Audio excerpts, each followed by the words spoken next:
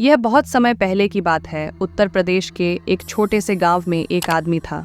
उसकी एक पत्नी और एक छोटी सी बच्ची थी।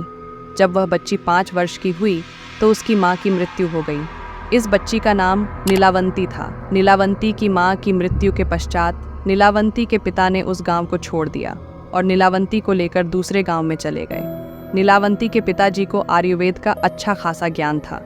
नीलावंती भी अपने पिता से आयुर्वेद का ज्ञान लेती थी। नीलावंती के अंदर एक खासियत थी कि वह पेड़ पौधों, जानवरों, पशु पक्षियों सबकी भाषा समझती थी। यही नहीं, नीलावंती के सपने में शैतान भी आते थे।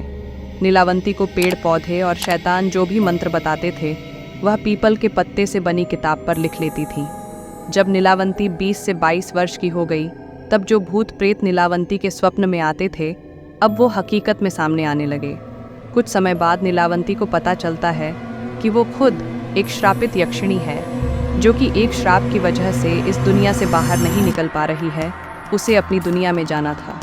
यह सब बात वह अपने पिताजी को बताती है।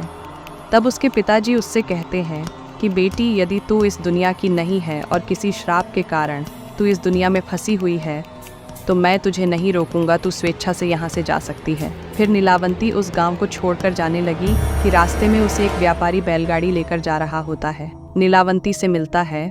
नीलावंती उस व्यापारी से दूसरे गांव में जाने के लिए कहती है, क्योंकि नीलावंती को एक आत्मा ने बताया था कि यहाँ से 35 मील की दूरी पर तुम्हें एक गांव मिलेगा और उस गांव में तुम्हें एक बरगद का पेड़ मिलेगा।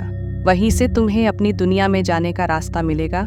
इसके अलावा तुम्हें अपने रक्त के साथ साथ पशु पक्षियों की भी बलि देनी होगी। इसी को ध्यान में रखते हुए नीलावंती उस व्यापारी से उस गांव में चलने के लिए कहती है। वह व्यापारी नीलावंती को देखकर मंत्रमुग्ध हो जाता है और कहता है कि मैं तुम्हें उस गांव में छोड़ दूंगा, लेकिन बदले में तुम्हें मुझसे शादी करनी पड़ेगी। नीलावंती ने व्यापारी के सामने मुस्कुराते हुए कहा कि ठीक है, मुझे मंजूर है, लेकिन मेरी एक शर्त है कि रात के समय मैं तुम्हारे साथ नहीं रहूंगी और मैं कहाँ जाती हूँ, क्या करती हूँ, इसके बारे में तुम मुझसे कुछ नहीं पूछोगे। व्यापारी ने कहा कि ठीक है, मुझे मंजूर है। उसके बाद वह व्यापारी नीलावंती को अपने बैलगाड़ी में बिठाकर उस गांव में ले गया।